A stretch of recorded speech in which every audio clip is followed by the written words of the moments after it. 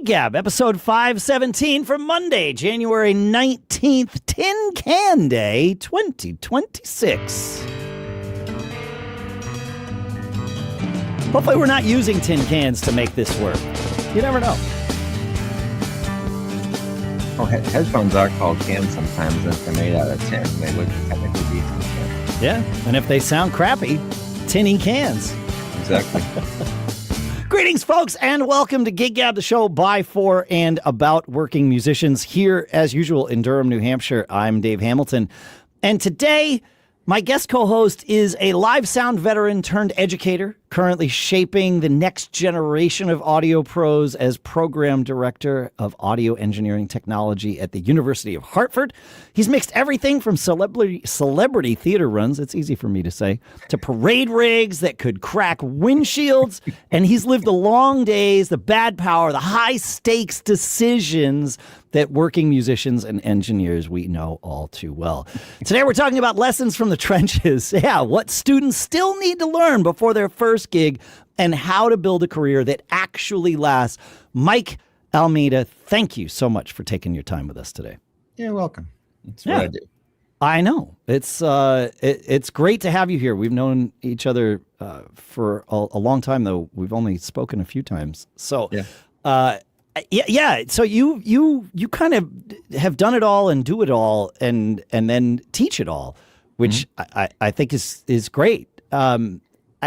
So maybe we'll start with a story, because you did this Puerto Rican Day Parade starting on like a flatbed at like 5 a.m. and then having to like put all this together. So let's just dive right into that, and then we'll get into kind of the meat of stuff. But talk about this Puerto Rican Day Parade. Oh, do I have to? It sounds like there might be some PTSD here. Well, sleeping on road cases is kind of a pain. You know, if you get like the road cases set up correctly and the packing blankets on it and stuff like that, it does make a pretty decent bed. But yeah, this was one of those things where we had to be in Brooklyn, New York. I can't remember what time. It was like 10 or 11 o'clock at night, the night before. Yeah. And then we slept in the truck and then woke up the next morning and started building this trailer. It was there was this little band in the middle of the trailer, and then we had speakers all the way around the outside, pointing out towards the audience, which was all around the truck. And it was a float. It was going to be in the parade as a float. So is that the camera blinking in and out? Nope, you're good. Oh, okay, good. Yeah. So so I had the mixer set up. We were right behind the cab of the truck, and I was looking towards the band into the speaker array. There was a generator above my head, powering the whole thing, and we just rock and rolled with it. I can't even remember how many speakers, but it was an insane. It was basically one of those things where, like, I'm walking. I had my earplugs in. I got my custom molds in, and then I had the shooter headphones on top. Oh. And my ears are still feeling it by the end of the day.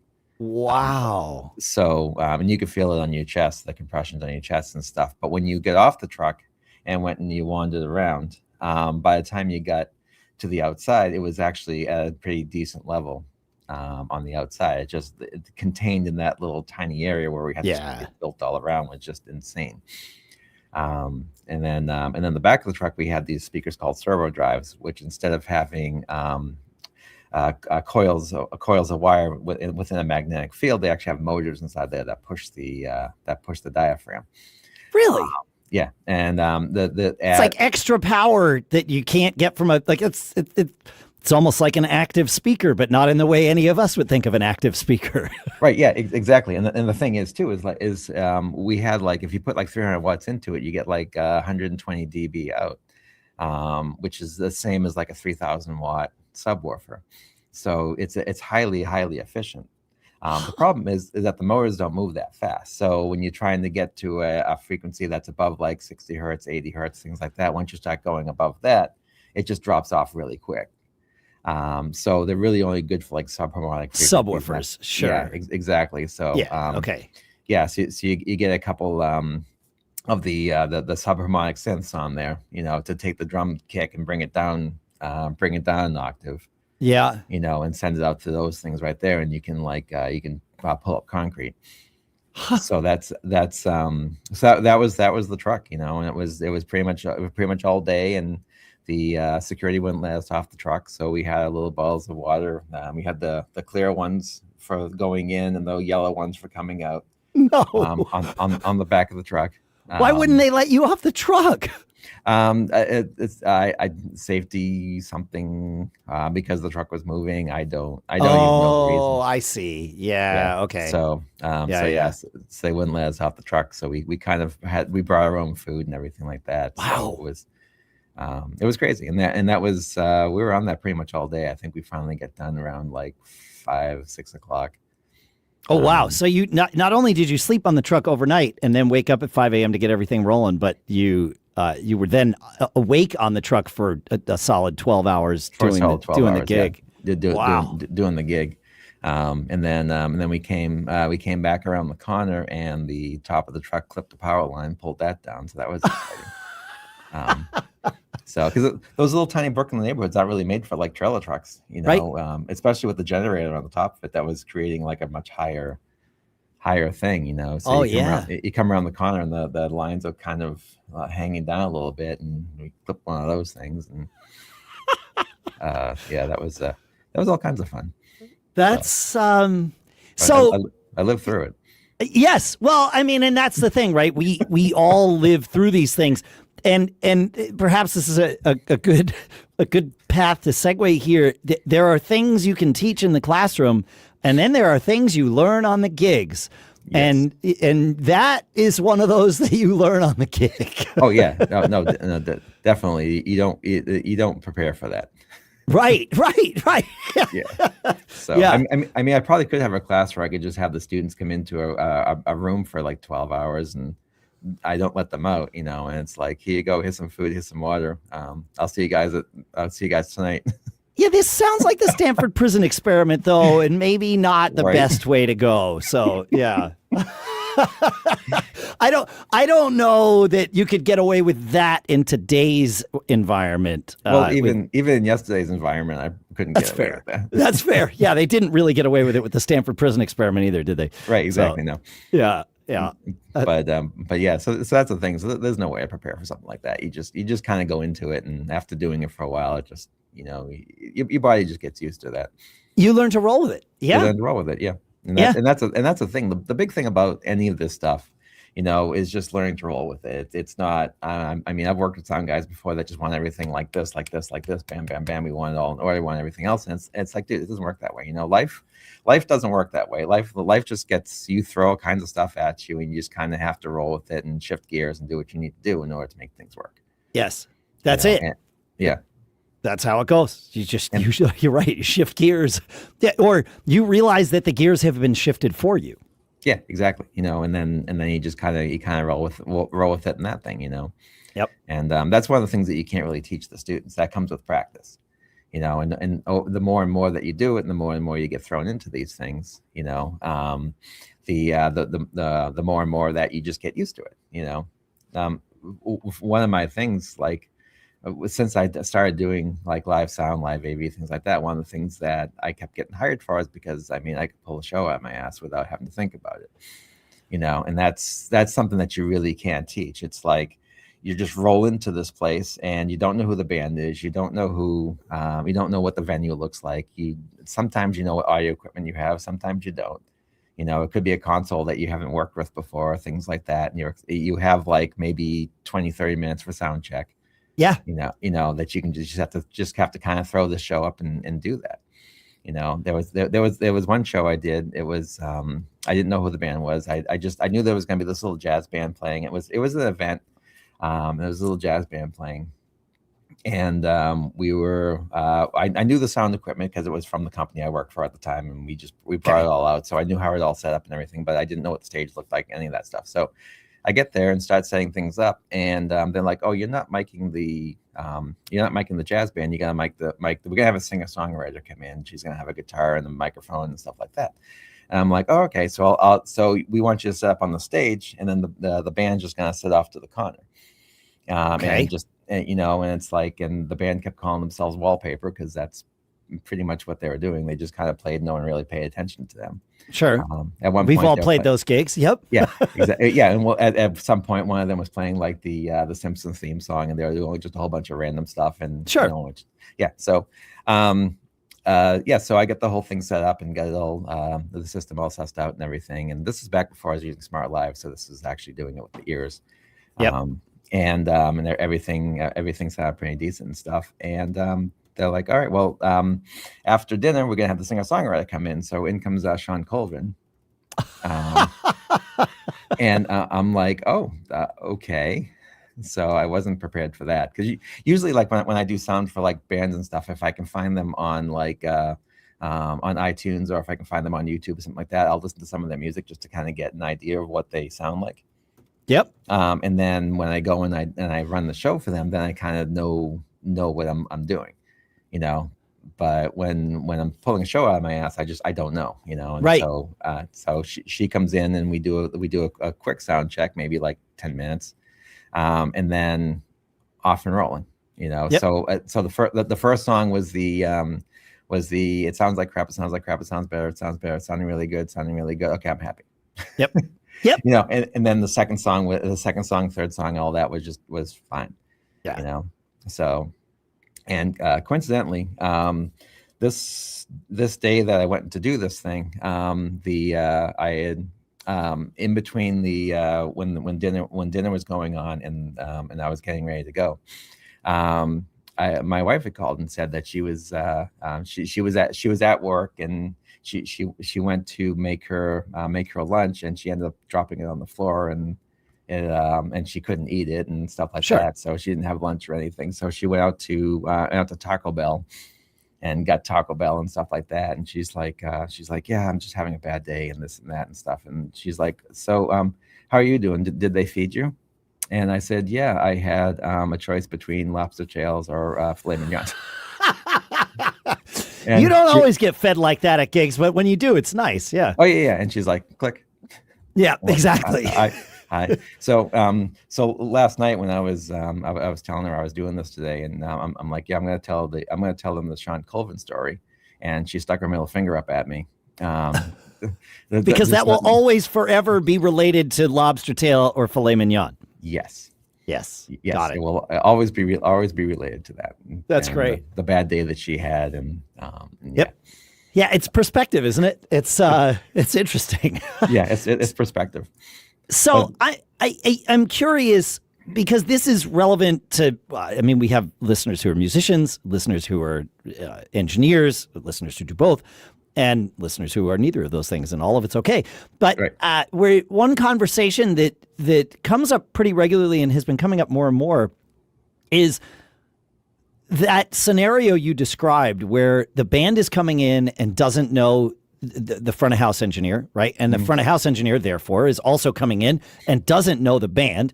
And you know, the presumption is that everyone knows how to do their job, right? Now, that may or may not be the case in some scenarios, but for the purposes of what we're going to talk about here, let's just assume everybody knows how to do their job. That doesn't mean that this band knows how to work with you, nor does it mean that you know how that band is supposed to sound. Like you said, you'll go online and try and learn what a band is supposed to sound like. But if you can't, how can a band, what are some things that a band can efficiently communicate to you to give you a sense of like, okay, I get it now? And I have some thoughts on this, of course, but before I lead the witness, I would love to just ask you. So a lot of times I like it when the band comes up and they either come up or they send a representative. Sometimes they have somebody that you know, and they kind of give me like a little bit of a mix, you know, not like the, you know how to mix, we don't trust you, here's what we want you to do, right? But like a lot of times, like they'll come up and be like, okay, well, the usually our lead singer is a little bit higher than the background singers, and we want the guitar to be kind of like in the mix but not too present, things like that, because a lot of times the guitarists will usually do their own ramp up for like solos, you know, sure, and ramp back down stuff. I really like it when they do that, because if I don't know the band, I don't know where the solos are coming. Right. I'm not gonna bring the level up when they get into the solo and then bring it down when the whole band starts kicking back in again, because then that just kind of unevens things. Sounds weird. Right. Yep. Yeah, exactly. So, but if the guitarist can do that, can bring it up, bring it down, do whatever they need to do, then I'm really happy with that. I'd rather they do that. They know their band, they know what they sound like. And if somebody comes up and kind of relays all that to me, and this all comes back to communication. It's not whether you know the band, it's whether or the band knows you or whatever else. It's the effective communication between you and the band. Yes. So that way there you can kind of link together and make sure that everything is working out. One of the things that I try to impart on the students as well too is that as a mixing engineer, you are technically for that moment a part of the band. Yes. Love that. Yep. You're basically playing mixing keyboard.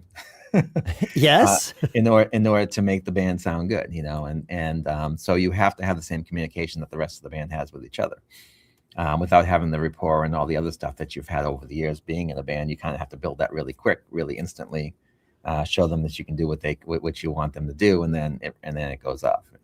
And a lot of that has to be done really quick, really fast, and right at the top.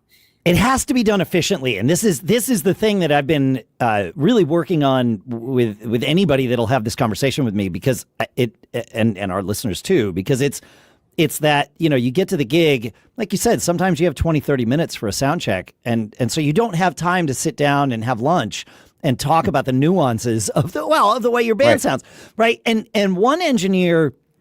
A guy that I work with locally said that what he loves to ask a band is, tell me what other band I might know of that you sound like, which is a great way to start. So the original band I play in, Bitter Pill, I don't even know how to like that. I have yet to figure that part out, because it's such I don't know what we sound like, but I do know how to communicate the specifics of, like, here's, our guitar player, trust him to ride things. Tell me, the drummer, if I'm playing too loud, we're on the same team here. It's okay. Keep keep all the vocals up. We will blend ourselves, like that kind of thing. And make sure you don't lose the ukulele. Right. I mean, but those things are important. And it doesn't hurt that in that particular band, two of us are fairly decent front of house engineers in our own right. So we understand how to communicate. And what I often will do is find, like you said, find those things where it's like, hey, watch the guitar. Here's this to know. Or in that band, we have the Billy, who plays the role of bass player, either plays on a Fender bass or mostly plays on a cello. Nice. Yeah, which is, it looks interesting. It sounds great. It works really well. I don't know how Billy changes her thinking between fifths and fourths as they move between different instruments, but that's not my problem to solve, thankfully. But, telling the front of house engineer, hey, look, when Billy moves to the bass, you're going to see about 4 extra dB over the cello. So just FYI, be ready for that. Maybe add some more compression than you think you need, et cetera. Right. But with the cover band that I play with, that's much easier because it's a 4-piece band, guitar, bass, drums, and a lead vocalist. And our lead vocalist occasionally plays guitar. And I've learned to teach sound engineers, hey, look, just because Tom picks up a guitar, don't make that the loudest guitar on stage. Like, the primary guitar is always that one 100% of the time, and what we tell them is, we're a hard rock cover band and we play a lot of songs with Tom has a fairly high vocal range, so we can get away with playing some female songs and Journey and things like that. But I always tell them, think Van Halen, crunchy, prominent guitar, and keep the harmonies up. That's part of our mix. And people are like, great, love that. And you can do that in 10 seconds, which is great. Exactly. Yeah. Yep. And like I said, it's all part of communication. It's all part of the communication. Yeah.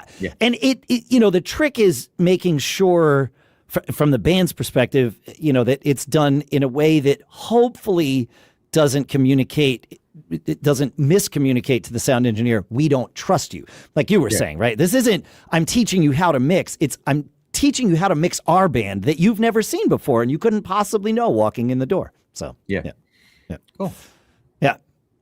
Any thoughts or tweaks on that? Like, Yeah, no, that's perfect. That's exactly what it is. It's just yeah, it's that thing, and that's one of the things that's hard to teach students. Is that whole process. Without actually going through the process, it's hard to teach that process.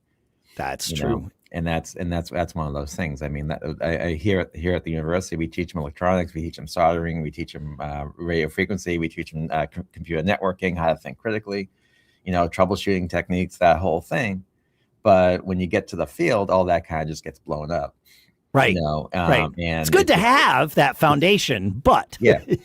But when you get out there, it's doing the communication, it's doing it's doing all that stuff. That's what it is. And do your students is part of the curriculum getting them out and actually, trial by fire in a sense and doing this in a real world setting? So a lot of students end up doing that. Okay. But because our program is a technology program for and an audio program, a good portion of our students end up either going into broadcast and doing and doing that type of stuff, or they end up we got a couple students working for Electric Boat, making submarines. We got things like that. They kind of just go off in those different directions. But the ones that do live sound either have been doing it before they come here, or they go and they work with the on campus. We have a radio station that does live events and stuff like that too. So they work with them sometimes, or they work with some of our alum off campus. Sure. Things like that. So they kind of do get that experience anyway without us having to throw them into that fire. They throw themselves into the fire. They throw themselves in. Yeah, exactly. Yeah. Okay. That's good. Yeah. Yeah. And that's the thing then. And that just shows that they want to do it. They like what they want to do, and they like what they're doing. They want to do it, and go do it. I think it's great. And yeah, and it sounds like you encourage this for the students who are interested in that path. It sounds like you encourage it, and I couldn't agree more. I remember the brief period of time that I spent at music school at the University of Connecticut. I was also gigging regularly, and taking a harmony and theory class all by itself without having that external sort of practical opportunity to apply it. I don't think I would have remembered much, if any of it, or certainly not as much of it as I did, being able to, sight singing labs at 8 a.m. in the winter on the 20 minutes across campus were not fun. Right. However, I could watch my progress happen, because I'd play, that would happen 2 days a week, or maybe even 3, I forget. And then, on Fridays and Saturdays, I'd be out playing gigs, and it was oh man, I'm hearing harmonies differently. I'm able to blend better. This is doing all that interval training. It turns out has immediate practical application. Right. And it makes a huge difference. And I notice it now. If I spend more time doing something, and it's oh, look at that, my intonation at gigs is better, or, of whatever it happens to be. It's oh, yep, yeah. Okay, yep, cool. Yep. But yeah, finding that practical application alongside of it coincidentally with learning in the classroom, I think is huge if people can find that opportunity. Yeah, exactly. And that's one of those things too, a lot of times, when people go out and they start first mixing for bands, it's one of those things where you could be as good technically as you want, but if you don't have the communication skills, it's not going to work. You have to be able to talk to the band and know what they want. When the show is going on, pay attention to the band members, keep the sound balanced. A lot of times students will start, not students, I'm sorry, but a lot of times sound people will start and they'll get the show going, get everything all up and working, and then they'll grab their phone out, and that's going to be their thing for the rest of the night. And I've seen that more often than not. Same from the stage too. It's frustrating. Yeah. Yeah, exactly. So that's the thing. So you want to keep that going. You want to keep that sound balanced. Because the other thing is too, is sound actually does change throughout the night. A lot of people don't realize it, but any humidity changes, any heat changes, any of the other stuff changes the aspect of the sound, changes the timbre of the sound. So you kind of have to ebb and flow as the night goes on. And especially when you're doing outdoor shows, and it's as the temperature changes and goes up and down, it's the sound travels differently depending on all those different factors. So you kind of have to make little minute adjustments as you go. All right, so let's get nerdy for a second. Let's tug on this thread because I like this stuff. Outdoor gigs are generally going to happen in the summer, so let's assume that it's an evening gig, summertime, so the temperature is going to be dropping, the humidity might be raising. What are the types of things that folks need to look for as an evolution of a gig like that happens? So a lot of it's like in the high mids, things like that really get affected by that, and it's the as the sound comes out and kind of gets into the air. It's like it's when you have a thicker medium, that sound travels faster through it. Especially higher frequency sounds, things like that travel a lot faster. That's why I like that they say if you want to know if a train's coming, you stick your ear on the tracks. You can hear the sound in the tracks a lot faster than you can hear it through the air. Just don't keep your head there when the train comes by because you won't be having a happy day. Well, you won't hear. That's the last train you'll hear. Yeah, exactly. Yeah. So that's the thing. So as the humidity goes up, the air kind of compresses and gets a little more thicker. Sound the sound does change through that because now it's trying to push through a thicker medium. And you'll have all kinds of like differences and weirdness and that type of stuff. So does that mean you would want to? How would you want to adjust the high end, the high and the high mid specifically as the humidity goes up? Are you increasing the highs or are you decreasing them? So the thing is I don't like to boost when I do live sound because that becomes a feedback frequency instantly. Fair. So yeah. So the thing is, the thing I'll do is when I'm listening to it, it's depending on what's going on. If it does seem like one of those things, like things are getting a little lowy, like muddy. Yep. Yeah. If the things are going in that direction, I'll nick that down a little bit. Got it. Top up, I'll nick the bottom down a little bit to kind of like balance things a little bit, and then that will kind of get things going again. If it starts to clear up and that type of stuff, and I'm starting to lose that nice bottom end, I'll nick that up a little bit, but it's not one of those things. I'm not doing one of these things either. I'm not like adjusting the parametric really quick, doing that type of stuff. I'm doing these really, really tiny, slow things, because I don't want the audience to know what I'm doing. Right. Right. I just want things to kind of ebb and flow and kind of just pretty much sound the same throughout the entire night. I also tend to tick the overall level up a little bit throughout the night too, because the thing is, as you get ear fatigue, if you want the level to be not the actual level, but the perceived level to be the same throughout the show, you kind of have to tick that up just a tiny bit as you go, to kind of overtake that ear fatigue. Yes. Without going into like, I'm not going to 110, 120 dB because that's just just like.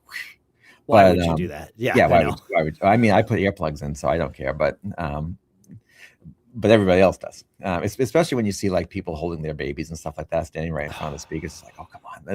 There has been times when I've seen that, and I've actually taken and panned the sound to the right just a little bit to move it away from baby speaker. Interesting. Yeah. I know. There's resisting the urge to teach people how to parent versus maybe suggesting, both you and your kid are potentially suffering hearing damage in this moment. Like it's hard to, it's tough to see that at gigs when especially when somebody's got a kid without muffs on. Yeah, exactly. Yeah. I think the muffs are cute too. I like the muffs. They bring the little kids in with the muffs on. It's cute. And it shows that they're aware. Like I do want to teach these people how to parent. I just usually refrain. But exactly. Yeah. So So that's the thing. So all throughout the night, I am making these little minute changes and stuff. And nowadays I use a program called Smaart Live. Yep. Which gives me like it basically shows me visibly what the sound's doing in the room. So I can see all the little like nooks and crannies and stuff. And I'm not like going just nicking every single thing like just to make it like perfect, Sure. But it's like the overall stuff, and then the stuff that I hear, I use that as my backup. So it's like, am I really hearing this? And then I look Yeah, I'm really hearing this. Okay, Oh, that's interesting. yeah, Okay. let me take and nick that a little bit. So then I nick it a little bit, and it's like, okay, that's pretty good. Where's this buzzing coming from in the drum set? Yep. Nick that a Yep. little bit. Okay, yeah, because sometimes if they change out sticks, they change out to wipers or things like that. Sometimes that can make minute changes as well too. Interesting. So, Huh. all instruments are like that. When you change out to different instruments and stuff, they all have little tiny intricacies. Easy for you to say. Yeah, Wow. Now exactly. you've got me going down the path. I We're not going to say it. I No. is college educated. Um, yeah, so that's the thing. So you do pick all these things up, but that's one of the things that I notice that a lot of sound guys don't do is like, I mean, if it's just little tiny things and you're not picking those up, that's fine. Most people aren't gonna notice. I mean, what I'm doing, like 99% of the audience isn't gonna notice or care. Sure, but all of each of the individual things they won't hear necessarily, but together, the culmination of it all is something that is hopefully perceivable, in that they don't perceive that anything's wrong. Like Right, that. yeah. That's the goal, right? Is to be Yeah. invisible. Yeah. Yeah, exactly. And that's the thing. You want to make it sound as natural as possible, like the band is sitting there playing in your backyard for you. Yeah. That's kind of where I go with this. And it's one of those things too, like, somebody says I need you to do this show, and I go and do this show, and I'm forced to be there because they're, I don't know, paying me or something. Right. So I want to hear a good show, and so I tell the sound guy, me, to mix a good show, because I'm not going to go and listen to a crappy mix, and have to sit there through 2 hours of a crappy mix. I'm going to make the mix sound the way that I want it to sound. And coincidentally, other people like it that way too. So it just kind of works out. It just works out. No, and I've always said, you said earlier that you teach your students that they are at least for the evening a member of the band, and I agree with that.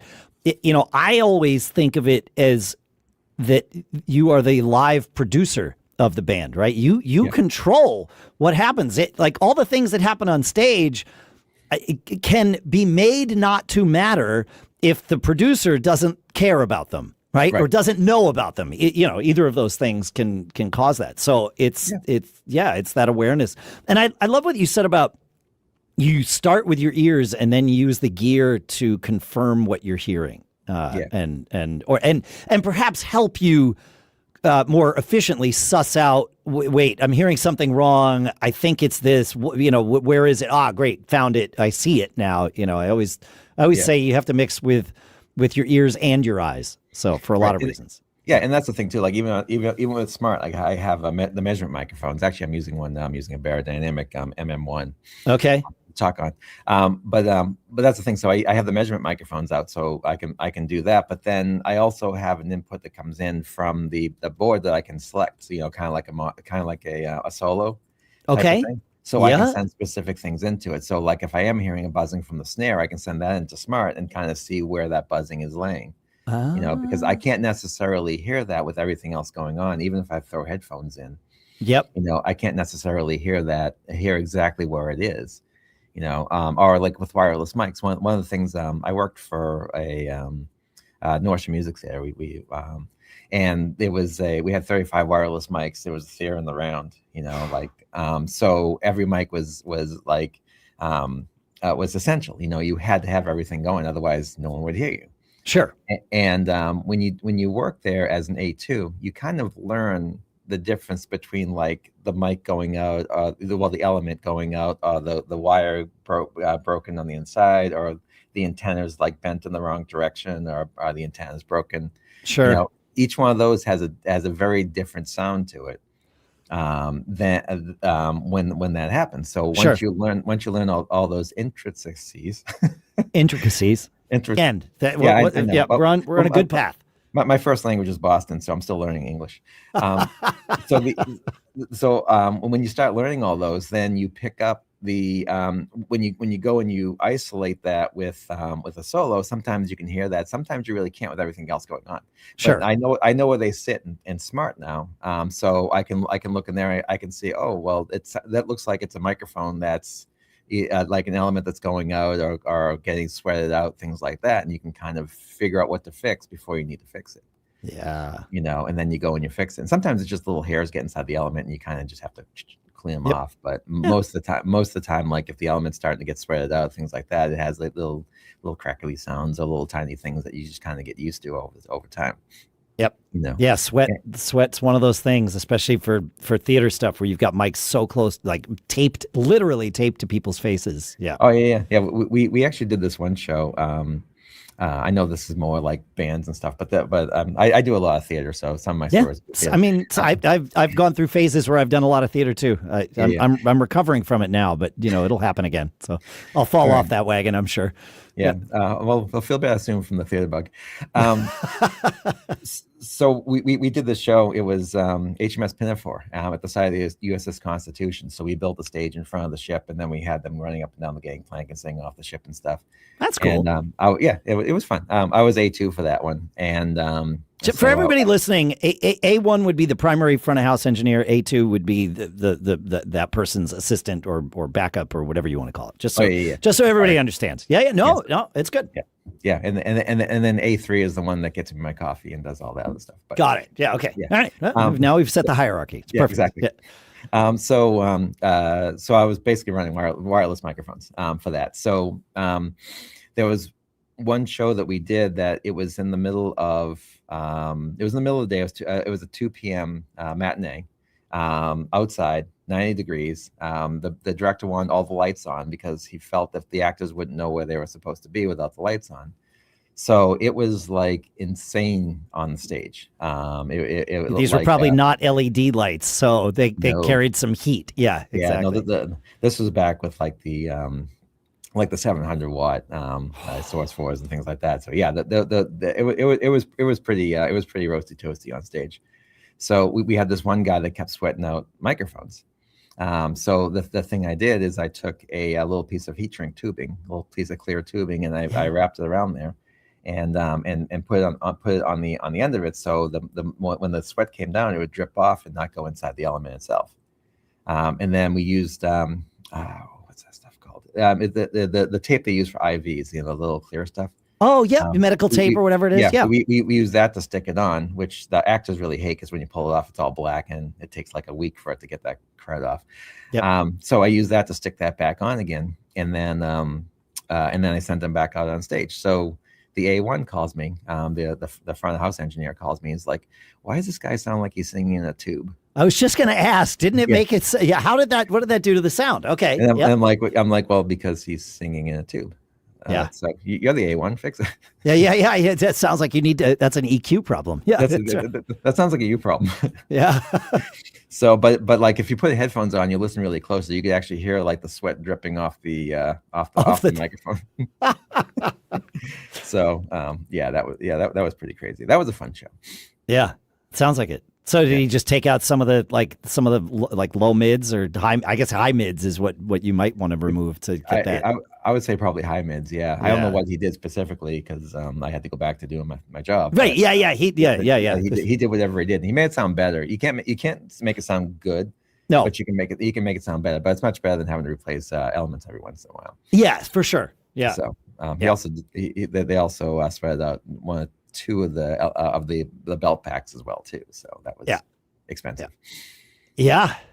And we Matt from Roswell Microphones said, I think it was when he was on the show, that all microphones is EQ devices. Yeah. And it's a great way to think about that. It's like, oh, right. Okay. Now I know what I'm doing. And they also have pickup patterns and things like that. There's a little more to it than that. But thinking about it that way, you just changed the EQ of that EQ device. That's all. Exactly. And that's the thing. It definitely makes sense because no matter what element you have on there, it's always going to make a little bit different sound, Yeah. So that's why people pick microphones very specifically for specific things. Yeah. Yeah, right. That's what you're picking. Well, that and a pickup pattern too. Well, yeah, if you want your off-axis rejection or whatever. Yeah. Yeah. You mentioned that you wear earplugs. I always find it interesting when I talk to front of house engineers and whether or not they wear earplugs when they mix. Do you wear them actively when you're mixing, or are you kind of going back and forth? What's your feeling on that? What's your approach to that? I go back and forth. So the thing is, I have custom molds. They're the ones I have now, West Tones. Yep. And I got the 15 dB filters in them. So yep. A company called Etymonics, and Etymotic. Etymotic. Yep. And they make the filters. So the thing the filters do is they take and they bring the sound down 15 dB, and they bring it down somewhat evenly. So while you have it in, you're still hearing the show the way that the way that actually somewhat sounds. Yeah. So you're getting a pretty good thing. So the thing I'll do is I'll take and I'll EQ. I'll get everything all sounding the way that I like it, and then I'll take and I'll throw those in. And then throughout the show, every once in a while, I'll take and I'll pop them out just to listen. Okay. And pop back in, and then pop one out to listen, and then pop one back in. Because the other thing I find too is especially having the 15 dB down, it's like I'll be mixing and writing levels and doing all that stuff, and I'll pick one up. I'm like, oh crap, this is loud. Yep. Yeah. And then knock it back down a little bit, and then put the earphones back in. But the thing is, though, is it's less about I'm mixing really loud and more about the exposure time, because the thing is like the audience will come in, they'll listen to a show for like 2 hours, but I'm going through like, especially if I'm doing gigs all day and openers and everything else, I could be all day listening to music that's in like the 90 to 100 dB level. Yeah. So it's just the amount of exposure over time. So that's why I kind of have those in all the time, because I want to make sure that my exposure level is very minimal. Yeah. That's damage. I went and saw Robert Scoville mix Kenny Chesney a couple of years ago at Gillette, and he turned to me before the show started. He actually invited us to stand up on front of house with him, which was great. That's cool. Yeah, it was. Yeah. And it was neat to see him kind of do his thing. And he leaned over to me and he's like, look, I'm not going to be offended if you wear earplugs. And I'm like, Robert, I was definitely going to wear earplugs. I'm sure it's going to be like 102 up here. And he's like, oh, at least.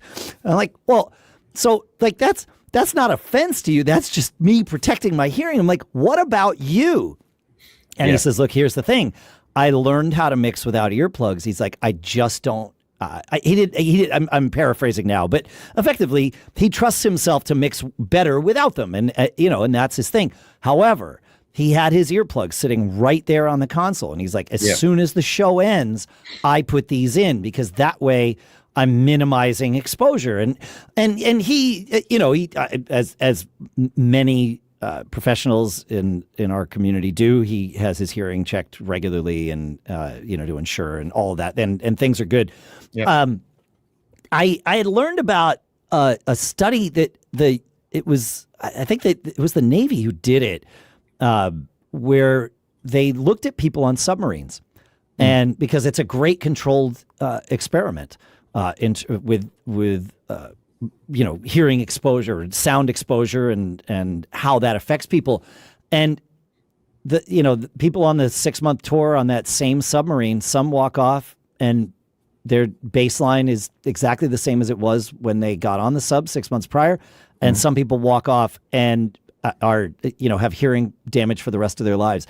And there's definitely some genetics to this for sure. And also and I've mentioned this enough on the show that people are probably sick of me talking about it, but hearing protection is really important. There was a Huberman Lab podcast episode late last year where Andrew Huberman talked to Dr. Irina Stankovic, who is a professor of hearing health or hearing in general, I guess, at Stanford. And they're finding that even like tinnitus is reversible in some people with supplements. Magnesium glycinate's one of them. There's others. I'll put a link in the show notes for anybody who wants to learn from that episode. Because it's fascinating that the things we don't know about the human body that we are continuing to learn. Yeah. Yeah, that is really cool, and it's especially too as you get older, things start to change. But I also a while back I read a study too that they talked about. They did a study with the people in Africa and like remote areas of Africa, Yep. And come to find out, in their older age, they still retain a lot of their hearing because they're not exposed to the noises and all the stuff that we're exposed to on a day-to-day basis. And so a lot of it's like, as you get older, the little hairs in the cochlea get brittle and stuff like that, and break and things like that. But Sure. but also too, the cumulative experience that we have with the sound can also affect that as well too. Yep. So that's the other thing too. It's not just the age that it is; it's the effect of what you listen to throughout your life. It's what you do to yourself. Yeah. Yeah. Exactly. Yeah. So, and that's why I have my earplugs with me all the time. They're always in my pocket. I wear them when I go to the movies. I wear them when it's fireworks. I wear them when, just pretty much whenever. Yep. Have you had any opportunity to experiment with Apple's AirPods Pros? I'll call it they don't call it this, but I call it the active earplugs feature. Yes. Actually, I do have the AirPod Pros, and I go back and forth with those. The only thing is, though, is I can't find a good, a comfortable ear thing for them. The little tip. I can't find the tips. I can't find a good comfortable tip. Have you tried the Comply foam tips? Because Apple's tips now, the AirPods Pro 3, I haven't tested those yet. They come with foam tips as one of the options. Previous versions did not. But I've always just bought the third-party tips from Comply, and you can get a set of them on Amazon for like, I don't know, $25 or something. It's fairly and those fit me. They're comfortable. They stay in. They get a good seal. All of those things. So yeah, I've got the foam tips for those, and they are somewhat comfortable. They do give a good seal. That is one of the things I do really like the seal on those. But like if I have them in for a certain period of time, over time, it starts to hurt the inside of my ears. Yep. And that's one of the reasons for like custom molds anyway, because I can wear them all day. Right. But when I do have the active, the active thing on the AirPods Pro, it does actually work. It's like I've been walking around with them and have somebody drop something and it cuts it off. It is amazing. I've been using them, the AirPods Pro Gen 2, for a year plus now, right? Because they turned it on in October of 2024, and I have custom mold earplugs. I have every kind of earplugs you could possibly imagine. And the AirPods Pro have become my default earplugs for listening to music. Playing music, no. But if I go to a concert or a movie or anything, I just put them in. And it's when they first came out with it, I am convinced that they have changed or tweaked the EQ pattern of it over the last year or so. When they first came out, I noticed that I was missing a lot of kind of low mids. And what I realized was it was no fault of the AirPods. It was that the AirPods were doing such a good job at mitigating all of the sound reflections coming in. And I was at the Orpheum Theater in Boston, actually, the first time I used it.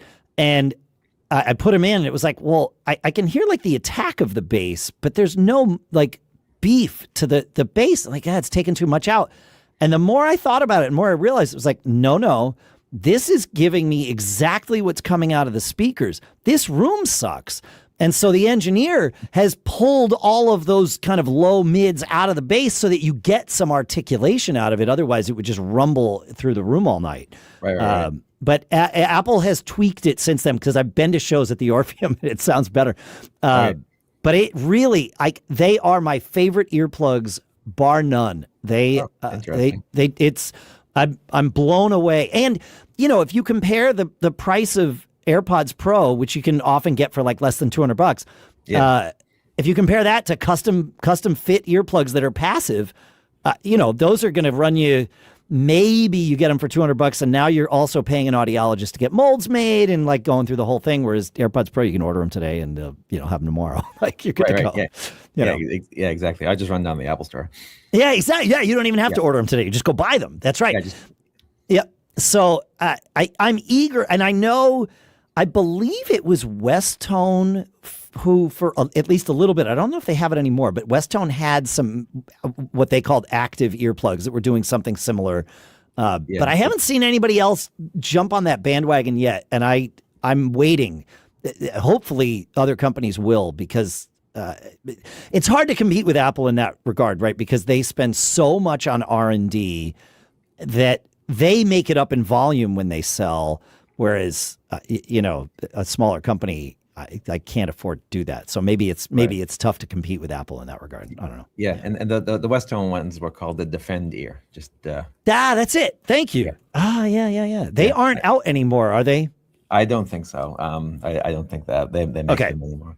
Okay. But yeah, Defender. they were pushing them for people that like shooters and things like that. That you could put those in, and Right. like if you were going hunting, you could hear everything around you, and then when you were shooting, it would just block that for a quick moment. Yep. So. Yep. I'm looking on Westone's website right now, and it does not seem like they have it's there, the Defender Digital X5, but it says contact Westone. So I think that's I don't know, maybe they do still exist. I'll reach out to Westone. We'll find out. Yeah. I don't know. I just remember that they were kind of stupid expensive comparatively to some of the other things that were out there. So yeah, that's interesting, huh? Because I thought Westone kind of went the way of the dodo bird here, but maybe just their in-ear monitor portion left. So yeah. All right. Well, anyway, interesting. Yeah. Fun stuff. Yeah. I like getting nerdy about hearing. It's good. Well, I mean, it's important. I've told the story a few times, but when I was 14 and just starting to play the drums, I read an interview with Alex Van Halen, and he just casually mentioned how he had lost 70% of his hearing in one ear and 30% in the other. And it was like, wait, I'm doing this. I don't want that. And so I started wearing earplugs. I worked at a pharmacy, and it was like, I used the crappy earplugs you couldn't hear anything through, but it started me down the right path. So there you go. Yeah. I can't remember when I started wearing them. I started off with the musicians ones, the little $20 ones. Yeah, and then, exactly. And then upgraded to the customals for doing festival shows and things like that. So it makes a difference. Yeah, it makes a difference. Cool. It's good. Is there a story about Weird Al that I'm supposed to ask you about? I don't know. I was working. This was the North Shore Music Theater thing. Yeah. And we had Celebrity Week. It was a way of bringing in extra money. So we ended up that week. We ended up having the Beach Boys come in. We had Gallagher. Was it Gallagher or his brother? I don't remember at the time, because his brother dressed up just like him. Oh yeah, okay. They went and did parallel shows, so they were touring the country at the same time, so that they could accomplish. This is like Andy Kaufman. Yeah. So I don't know exactly who it was, but it was Gallagher. And then we had Al Martino and Jerry Vale. Okay. I almost got into a rumble with Al Martino. Why? What did it not sound good? No, he came in and just had it all out for the sound guys. And I was like I said, I was A2 at the time, and he just and I was talking to the guy at the A1, and he just came out and he's like, well, I don't want any of your mics anywhere. I want you to take them all down. I don't want you fumbling with your knobs or doing any of your stuff, and yada yada yada. And he just demanding all this stuff from us and from production and from things like that. And then I guess also too, on top of the whole thing, is he was demanding a whole bunch of stuff from the hotel, because the last day that he was there, when he got back to the hotel with his limo, all of his stuff was out on the front sidewalk. They had packaged it all up and kicked him out of the hotel, told him not to come back. So he was already on one for now. By the time you got into the same room with him, huh? Yeah, no, exactly. So he was already going nuts anyway. But but Jerry Vale was really nice. Okay. So and then we had Winona Judd that we weren't supposed to look at. If we saw her coming down the hall, we were supposed to turn and face the wall. Really? Yeah. So that's what they told.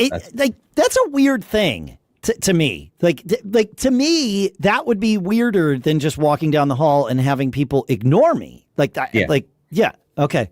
All Yeah. right. So she stayed on the bus the whole time, and then when she was supposed to be on stage, she came straight into the green room. Not the green room. I'm sorry, into her dressing room. We're all supposed to leave the area.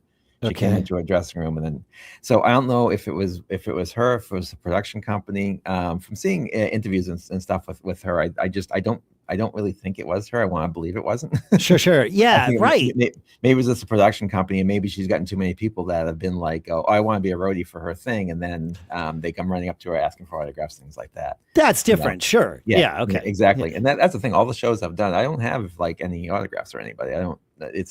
I've never really asked. It would be odd if you did. I mean, Yeah. you wouldn't have stayed in this business if that was your MO every time you went to work. So yeah, exactly. Yeah. So that's the thing. So I didn't really care, but it was just kind of weird. Yeah, that is weird. Yeah. Yeah. And then at the end of the I think I'm definitely gonna put this in my rider though. Like I absolutely want this now. Yeah, exactly. So when Mr. Hamilton walks in, make sure that you face the wall and don't look at him.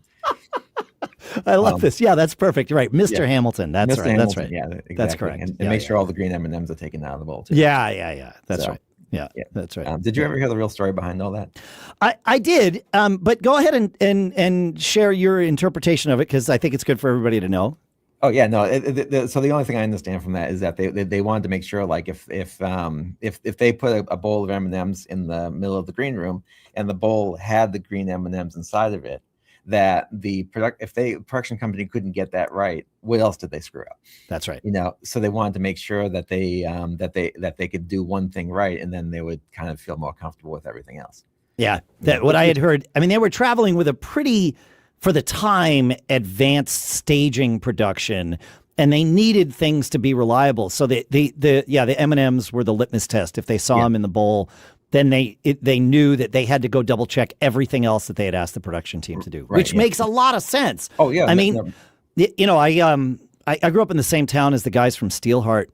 Mm-hmm. And I wound up playing a band with Jimmy Ward for a while, but those guys were always around. And Mikey Mativic, when that band was at their peak, he would climb lighting trusses, and it was just part of the show. And then that band's peak ended very quickly in Denver. I believe it was Denver one night when he climbed a 30-foot lighting truss and it fell down on him. Yeah. And it was because it wasn't secured properly, So I understand why Van Halen did what they did. I mean, I also love that it makes them sound like the prima donnas that they also probably were. But, it was a smart move. Yeah, for sure. Yeah. So that's the thing. So and at the end of the week we had Weird Al come in, and I didn't get to meet him. I get to meet his band though. Got it. I helped him set up and stuff. But their show was on Saturday, and I was flying down to Georgia to help my wife move up to Connecticut. It was nice. my girlfriend at the time. But, sure.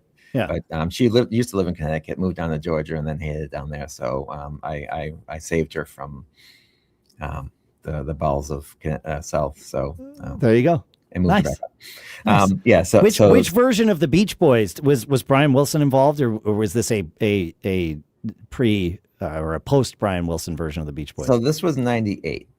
So it had. I think Brian Wilson was there. Yeah, I would think it was still Brian Wilson. I think it was still Mike Love was still in the band. Yeah. Yeah. One of them taught me how to play the theremin, which was kind of fun. Oh, that's amazing. Yeah. Oh, that's very cool. So they were calling themselves the Beach Elders. The Beach Elders. Okay. Yeah, and we had a because it was Theater in the Round, we had a revolving stage. Yep. And when we were turning the stage one day, a couple of them were out there pretending like they were surfing on it as it was moving around. So, which was actually kind of fun too. And I like that, the Beach Boys surfing on the revolving stage. I like that. Yeah. And I got to play their drum set. Did you really? Yeah. When we were doing sound check, they the A1 asked me if I could go just play some stuff on the drum set just to kind of. Yeah. So. And I'm not really that good at it, but I've played a little bit, so sure. So it did actually work out. I made noise. That's amazing. That's fun. That's cool. That's great. Love that. Yeah. Thank you for taking your time with us today. This has been educational. Really, truly. Yeah. This is great. I mean, it's been a masterclass. I love it. Yep. And we didn't even get through a lot of the stuff that you wanted. No. I tell most guests this. I don't know if I've ever said this on the show. I do generally prepare quite a few topics, a list of topics. It's similar. I treat it the same way that I treat building set lists. The prep work is great. Thinking about different topics or thinking about different songs in the set list and different pairings and different orders and like all the little stuff. And it's great to do that work and have it in my head. Guests often get antsy because I wind up doing it later, closer to the time we record than guests would often like. But that's selfish because I want it in my head when we're doing this. I don't want to have to be like, wait, what did I, oh, right. Okay. And the reason is it's great as a backup. It's our safety net. If we get somewhere and it's like, I have no idea what to talk about. It happens sometimes. It's rare, but it happens. Then it's all right there. And I've got more than I need. Yeah. Usually. There was one episode where I ran out of stuff. And I won't tell you who that was, but if you folks can guess, and I will, if you guess it correctly, I will confirm it for you, and I'll send you a T-shirt. Yeah, there you go. So, but in general, I the conversation it's more interesting when it's just about whatever we're interested in talking about together. That to me is better. Yeah, because it feels more natural. It is more natural, like by definition. Yeah. So, it's great. Mike, where if people want to find out more about you and all of that, is there a place I can send them, or should I just have them come to me, or how would you like to handle that? I don't really have I have a LinkedIn. I don't really have a web page or anything. I'll send them to your LinkedIn if you want. I'll put that in the show notes. Yeah. Yeah, that's fine. We also have a page at the University of Hartford. Okay. So I could send you that link. Great. Perfect. That's great. For our program and stuff, if people are interested in what the program, like the program track, that type of stuff. So. Yeah. Oh, very cool. That'd be great. That'd be wonderful. I love it. Yeah, thanks for doing this. What a blast. There are 3 words that we say at the end of every episode, and it would be my pleasure if I certainly could say them, but I would love it if you did, as we wish everyone a fond farewell for the week. Okay, well, I say always be mixing, because that's kind of what I do. But for all you musicians, always be performing. Love it. Love it. Love it. Love it. Thanks for hanging out with us. It's NAMM week, folks. Ultimate Ears is one of our NAMM coverage sponsors. You'll get lots and lots of stuff from me and the team here as NAMM continues. So follow giggabpodcast.com and always be performing. See you next week. Actually, we'll probably see you a lot sooner than that, but there you go. Later.